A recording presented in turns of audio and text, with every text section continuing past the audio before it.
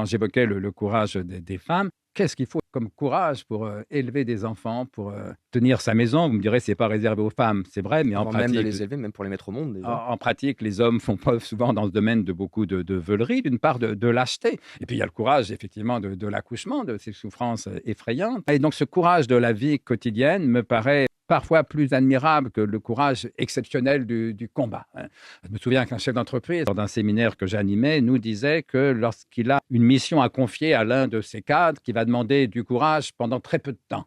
il choisit de préférence un homme. Quand il va falloir demander du courage sur une longue période, il nous disait: je choisis de préférence une femme, parce qu'il avait le sentiment, c'est son expérience, que les femmes, justement, sont souvent davantage capables de ce courage du quotidien, de ce courage sur la longue durée,